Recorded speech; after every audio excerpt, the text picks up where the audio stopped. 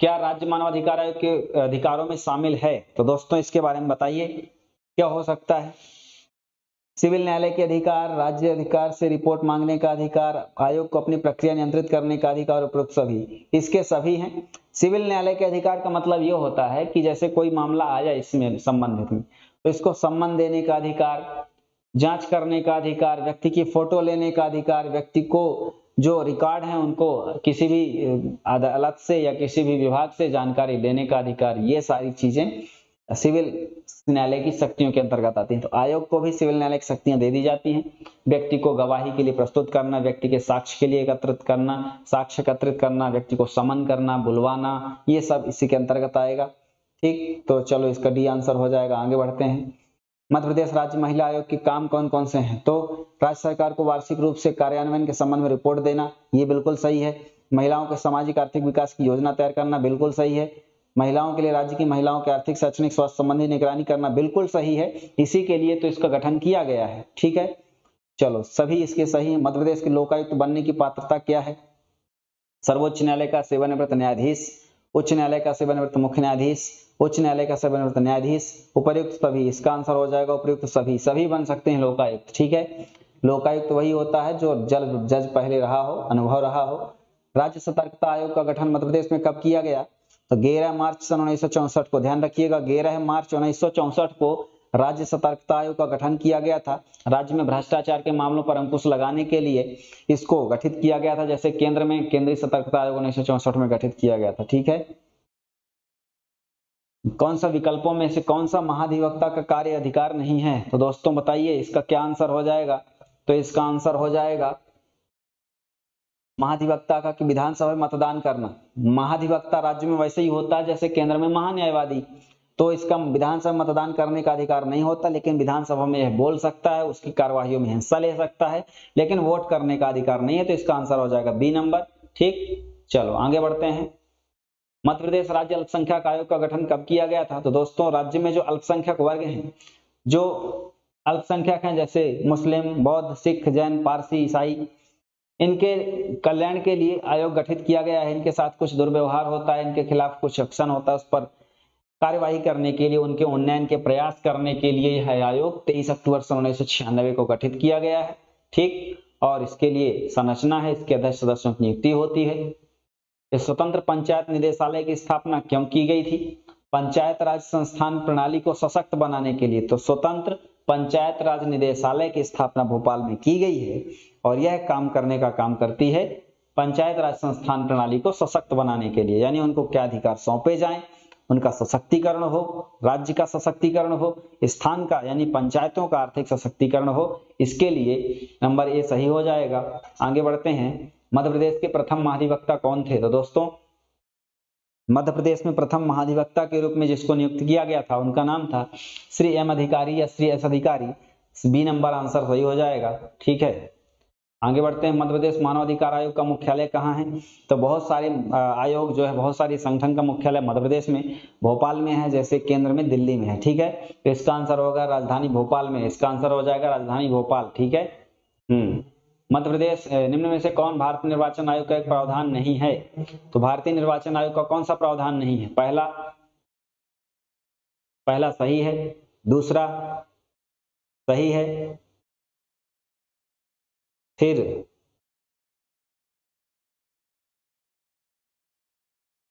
तीसरा सही है।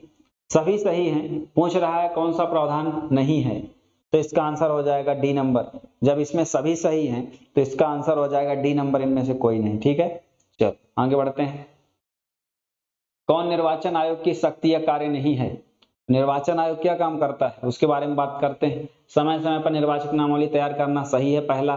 दूसरा, तिथि और समय की जानकारी का परीक्षण करना सही है। तीसरा, राजनीतिक दलों को मान्यता देना और उन्हें निर्वाचन आवंटित न करना। तो दोस्तों यहाँ जो ये न लिखा है ये गलत है, ये स्टेटमेंट को पूरा गलत कर देता है। ठीक है, क्योंकि इसका काम है आवंटित करना, इसके अलावा जो व्यवस्था है इसके अधिकारी नियुक्त करना, ये सही है। सी नंबर इसका आंसर हो जाएगा, गलत है, बाकी सब सही। मध्य प्रदेश राज्य निर्वाचन आयोग के प्रथम सचिव कौन थे? तो दोस्तों राज्य निर्वाचन आयोग के प्रथम जो सचिव थे उनका नाम है प्रकाश चंद्र, और फर्स्ट महिला ये थी, ये फर्स्ट महिला में श्रीमती विजय श्रीवास्तव, और वैसे फर्स्ट पूछे तो श्री प्रकाश चंद्र, ये निर्वाचन आयोग के सचिव थे। ठीक है, चलो। मध्य प्रदेश निर्वाचन आयोग क्या काम करता है? पंचायतों का चुनाव कराता है, नगर निकायों का चुनाव कराता है, नहर जल संसाधन विभाग का चुनाव कराता है। कौन से मामले संघ लोक सेवा आयोग के अधिकार क्षेत्र से बाहर है? बताइए। पिछड़ी जाति की नियुक्ति का आरक्षण देना, उच्च न्यायिक पदों पर नियुक्ति करना, सेवाओं उच्च पदों पर नियुक्ति के लिए जनती में रखना, ये सब इसका काम नहीं है। ठीक है, ध्यान रखिएगा। ये डी, ये कोई भी इसका काम नहीं है, क्योंकि ये संघ लोक सेवा आयोग परीक्षा करता है, प्रशासनिक संबंधी मामलों में सलाह देता है सरकार को, अनुशासनात्मक मामलों में जो सरकारी कर्मचारी हैं जो लोक सेवा आयोग से चुने गए हैं उनके बारे में अनुशंसा करता है, ना कि ये सब के लिए। ठीक है, ये सब सरकार का काम है। मुख्य निर्वाचन आयुक्त का कार्यकाल कितना होता है? तो दोस्तों इसका आंसर हो जाएगा 6 वर्ष या 65 वर्ष की आयु तक मुख्य निर्वाचन आयुक्त का कार्यकाल होता है। ठीक है, ध्यान रखेंगे। आगे बढ़ते हैं। किसी आयोग का सदस्य संघ लोक सेवा अध्यक्ष के में नियुक्त होने का पात्र होता है? बताइए इस बारे में क्या है। ये स्टेटमेंट हमने पुराने प्रश्न में इसको डिस्कशन कर लिया था कि किस आयोग का सदस्य संघ लोक सेवा अध्यक्ष और सदस्य राज्य लोक सेवा अध्यक्ष सदस्य के रूप में नियुक्त होने का पात्र होता है।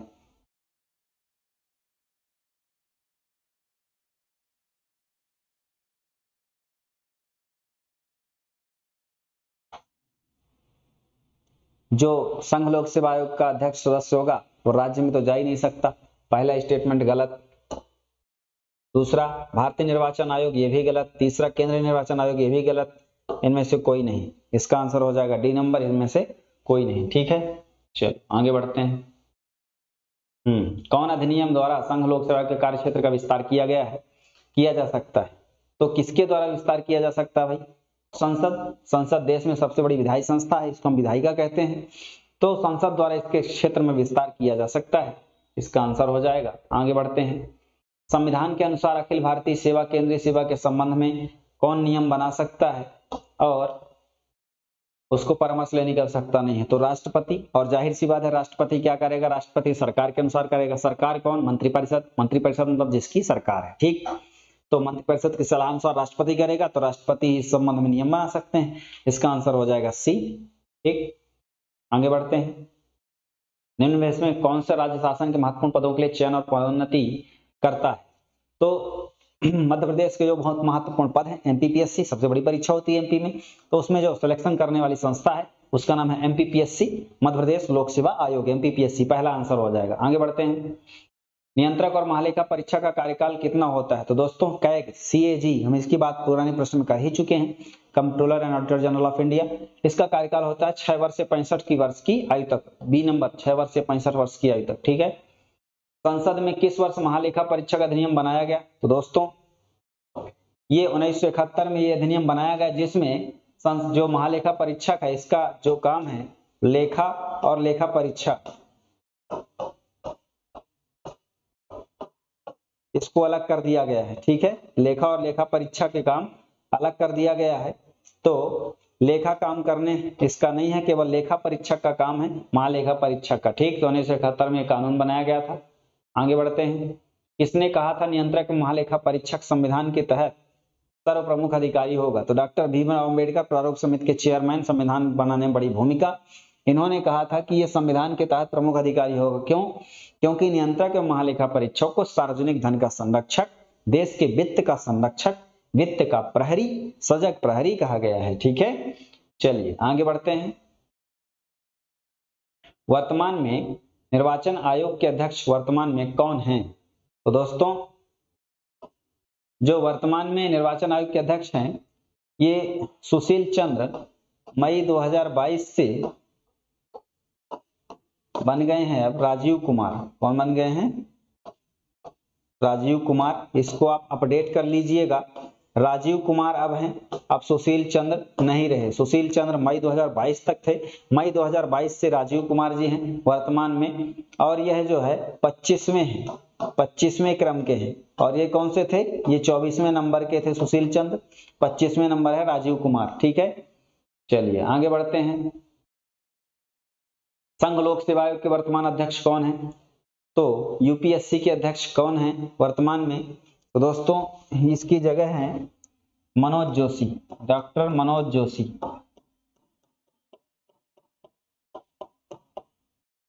तो यहां सुधार लीजिएगा, प्रदीप कुमार जोशी की जगह मनोज जोशी, पीके जोशी पहले थे, डॉक्टर मनोज जोशी अब हैं, ध्यान रखिएगा। इनके यूपीएससी के अध्यक्ष, संघ लोक सेवा आयोग के अध्यक्ष। आगे बढ़ते हैं, वर्तमान राष्ट्रीय आयोग के मानव अधिकार आयोग के वर्तमान अध्यक्ष कौन है? तो दोस्तों NHRC, national human right commission के अध्यक्ष वर्तमान में है जस्टिस अरुण कुमार मिश्रा, ये जस्टिस रहे हैं, और जस्टिस अरुण कुमार मिश्र वर्तमान में एनएचआरसी के चेयरमैन हैं, ध्यान रखिएगा। आगे बढ़ते हैं, राष्ट्रीय महिला आयोग के वर्तमान अध्यक्ष कौन है? तो दोस्तों महिलाओं के उत्थान के लिए काम करने वाले जो आयोग है, रेखा शर्मा इसकी वर्तमान चेयरपर्सन है, रेखा शर्मा जी। पहले इसकी चेयरपर्सन थी श्रीमती जयंती पटनायक, उसकी हमने बात की पुराने प्रश्न में, ठीक है। चलो आगे बढ़ते हैं, मध्य प्रदेश बाल अधिकार संरक्षण आयोग के वर्तमान अध्यक्ष कौन है? तो जो मध्य प्रदेश की बाल अधिकार संरक्षण आयोग है उसके अध्यक्ष जो है राघवेंद्र शर्मा जी हैं, और जो प्रियंक कानूनगो हैं वो राष्ट्रीय स्तर का जो आयोग है बाल अधिकार संरक्षण के लिए, उसके अध्यक्ष हैं प्रियंक कानूनगो। इसका काम यह है जहां कहीं भी बालकों का हनन हो रहा है, बालकों के अधिकारों का हनन हो रहा है, उस पर काम करने और एक्शन लेने का काम करता है ये आयोग, ठीक। सरकार से रिपोर्ट मांग सकता है। आगे बढ़ते हैं, राष्ट्रीय अनुसूचित जनजाति आयोग के अध्यक्ष कौन है?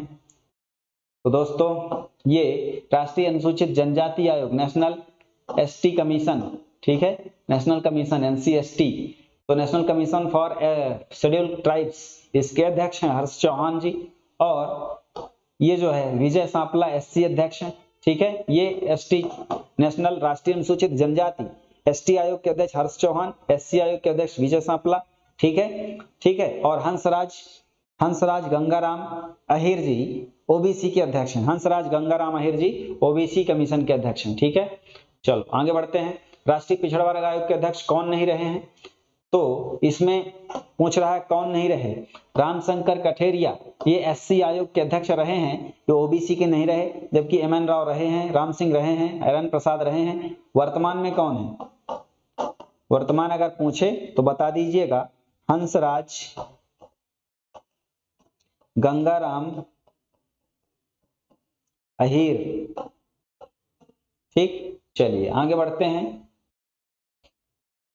कौन सतर्कता आयोग के वर्तमान अध्यक्ष कौन है? तो दोस्तों केंद्रीय सतर्कता आयोग के वर्तमान अध्यक्ष हैं जो सुरेश एन पटेल जी हैं, सुरेश एन पटेल राज्य केंद्र के सतर्कता आयोग हैं, सेंट्रल विजिलेंस कमिश्नर हैं Suresh N Patel, C number हो जाएगा। मध्य प्रदेश के वर्तमान लोकायुक्त कौन है? तो दोस्तों मध्य प्रदेश के वर्तमान लोकायुक्त जो हैं उनका नाम है जस्टिस नरेंद्र कुमार गुप्ता। कौन है? जस्टिस नरेंद्र कुमार गुप्ता, ठीक है। चलिए ए नंबर हो जाएगा। आगे बढ़ते हैं, राष्ट्रीय महिला आयोग की स्थापना कब की गई? तो हमने पुराने प्रश्न में भी चर्चा की थी कि राष्ट्रीय महिला आयोग बनाने के लिए एक कानून बना था 1990 में, उसी आधार पर 31 जनवरी सन 1990 को इसकी स्थापना की गई थी, ठीक है। और मध्य प्रदेश में 1998 में की गई थी। महालेखाकार का कार्यालय किस वर्ष स्थापित किया गया था? ठीक उसी वर्ष ईस्ट इंडिया कंपनी का शासन से नियंत्रण अपने हाथों में लिया, वो सन था 1858। कब है?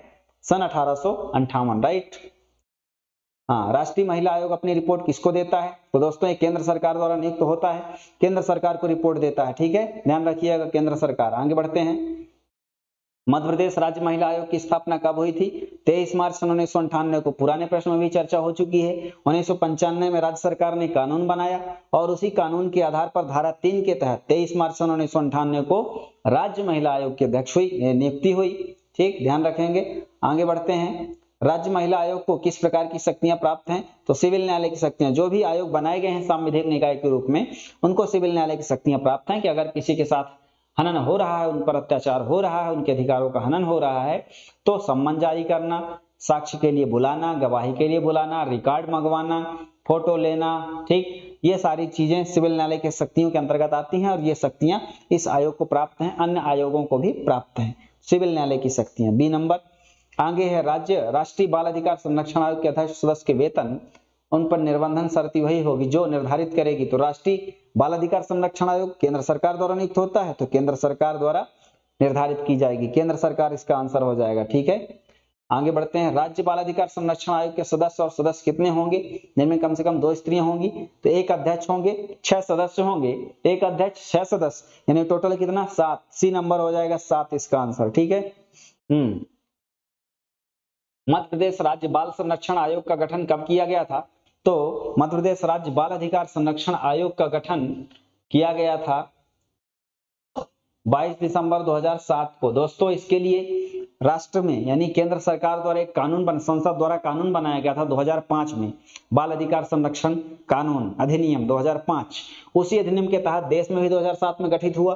2007 में 22 दिसंबर को मध्य प्रदेश में भी आयोग का गठन कर दिया गया। ठीक है, चलिए इसके अध्यक्ष की हमने बात करी, राघवेंद्र शर्मा जी हैं, और देश में जो है कौन है, प्रियंक कानूनगो है। राज्य बाल अधिकार संरक्षण आयोग अपनी रिपोर्ट किसको देता है, तो जैसे केंद्र राष्ट्रीय आयोग केंद्र सरकार को देगा, तो राज्य आयोग राज्य सरकार को देगा। ठीक है, आगे बढ़ते हैं। अनुसूचित जातियों के लिए आयोग, जो अनुसूचित जाति आयोग के नाम से जाना जाएगा, इसका वर्णन किसमें है, तो दोस्तों यह वर्णन सबसे पहले 65वां संविधान संशोधन हुआ था 1990 में, और इसमें कहा गया था कि जो एससी हैं, राष्ट्रीय अनुसूचित जाति और जनजाति हैं, उनके कल्याण के लिए हम आयोग बनाएंगे और उसका संवैधानिक दर्जा देंगे, तो अनुच्छेद 338 में जोड़ दिया गया है। तो ये जो है 65वां संविधान संशोधन के द्वारा जोड़ा गया था, बाद में फिर 89वां संविधान संशोधन के द्वारा विभाजित कर दिया गया, और ओबीसी के लिए भी 102वां संविधान संशोधन किया गया। तो ये आंसर हो जाएगा बी नंबर। ठीक, आगे बढ़ते हैं।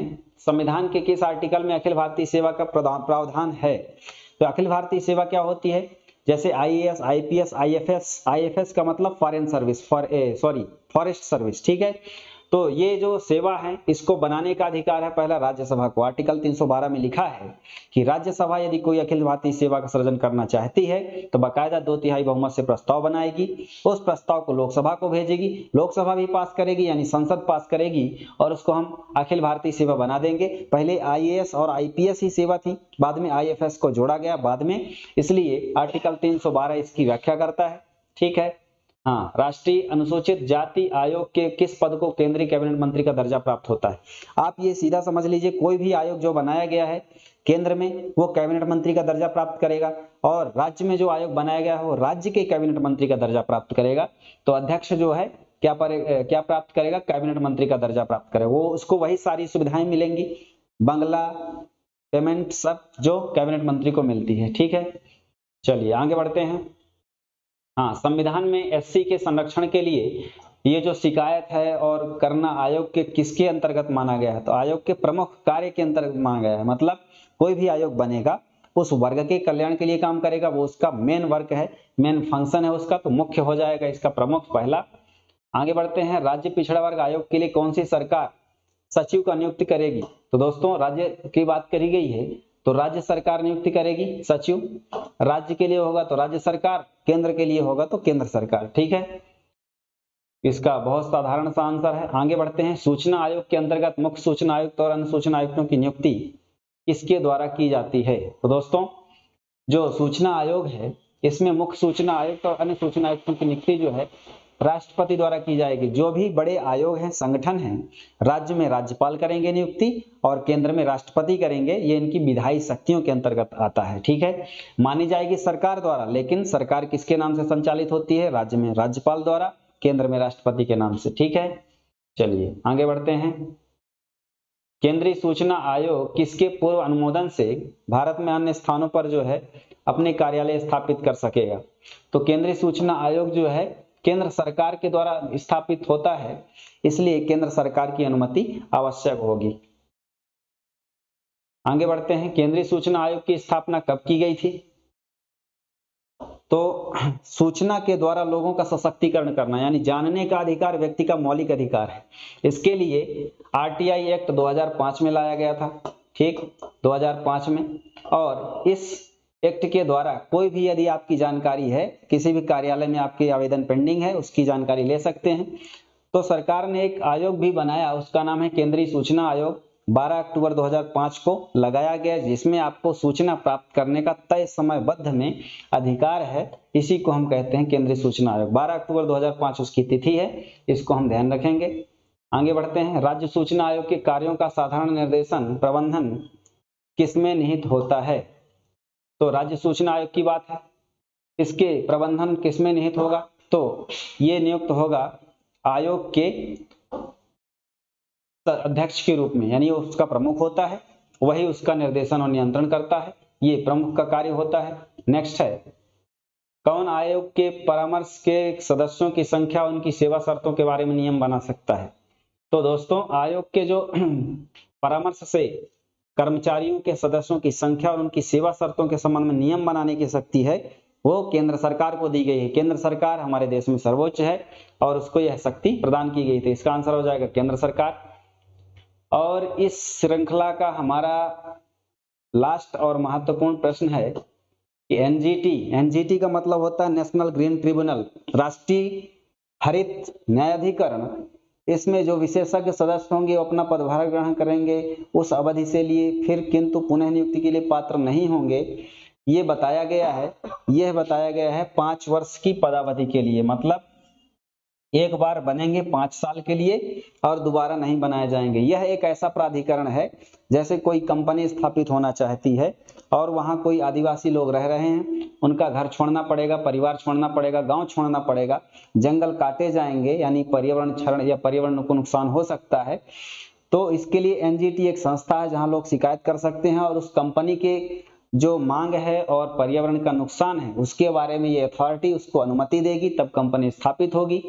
ठीक है, तो इस तरीके से ये सरकार द्वारा स्थापित निकाय है जो ऐसे विवादों का समाधान करता है, जिसमें हमारे देश का औद्योगिक विकास तो है लेकिन पर्यावरण नुकसान भी हो रहा है।